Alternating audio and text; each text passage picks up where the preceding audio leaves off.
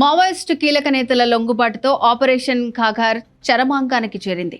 Maoist party ఇక పూర్తిగా అంతమయ్యే దశకు చేరుకుంది. పార్టీలో 55 మంది మాత్రమే మిగిలి ఉన్నారని గతంలో చెప్పిన పోలీసులు ఇప్పుడు 17 మంది మాత్రమే మిగిలి ఉన్నారని చెప్తున్నారు. అంటే ఈ మిగిలిన 38 మంది మావోలు ఎక్కడ? వాళ్ళంతా గుర్తులు మార్చుకొని అరణ్యాన్ని వదిలేశారా, లేదంటే ప్రాణాలు పోయి ఈ ప్రపంచాన్ని వదిలేశారా అనేది ఇప్పుడు ప్రశ్నార్థకంగా మారింది.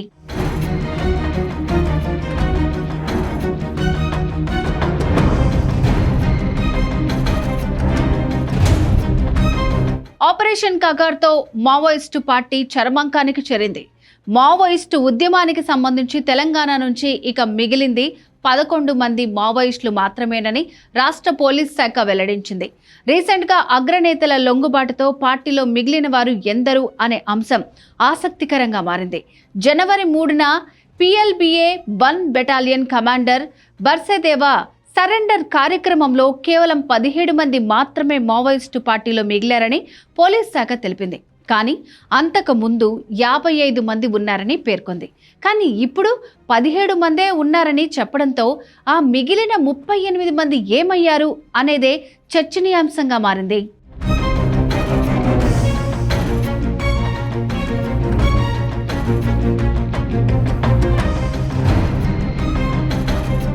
పసునూరి నరహరి, ముప్పిడి సాంబయ్య, వార్తా శేఖర్, జోడే రత్నాబాయ్, నక్కా సుశీల, రంగబోయిన భాగ్య, బడిస ఉంగ, మాడ్వి అడుమే, కాసెపోగు భవానీ, కుంజం ఇట్పాల్ ఇలా 11 మంది పార్టీలో క్రియాశీలకంగా ఉన్నట్లు రాష్ట్ర నిఘా వర్గాలు గుర్తించాయి.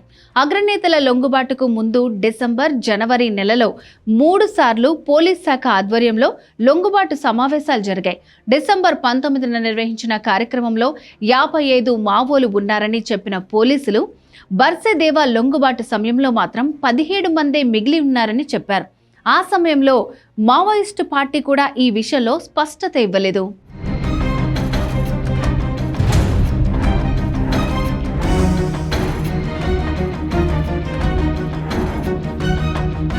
వీళ్ల సంగతి ఇలా ఉంటే దాదాపు 50 ఏళ్ల నుంచి పార్టీలో క్రియాశీలకంగా ఉన్న దేవరకొండ సత్యనారాయణ అలియాస్ బుక్క సత్తన్న ఆచూకీ లేకపోవటం ఇప్పుడు చర్చనీయాంశంగా మారింది.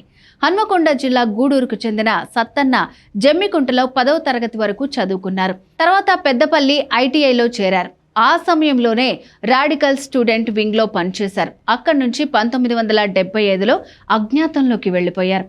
అప్పుడు వెళ్లిన సత్తన్న తల్లి చనిపోయినా కూడా తిరిగి ప్రజా జీవితంలోకి రాలేదు. చాలా కాలం నుంచి సత్తన్న ఎక్కడున్నారో ఎవరికీ తెలియదు. అసలు బ్రతికే ఉన్నాడా లేదా అనేది కూడా క్లారిటీ లేదు. ఇక సత్తన్న ఒక్కరే కాదు, తెలంగాణలోని ప్రతి జిల్లా నుంచి ఉద్యమంలోకి వెళ్లి కనుమరుగైపోయిన మావోయిస్టులు ఉన్నారు.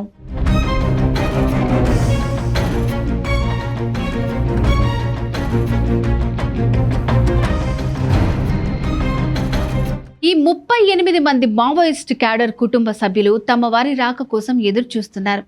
తిప్పిరి తిరుపతి లొంగిపోయిన సమయంలో ఈ 38 మంది గురించి సమాచారం తెలుస్తుందని అంతా భావించారు.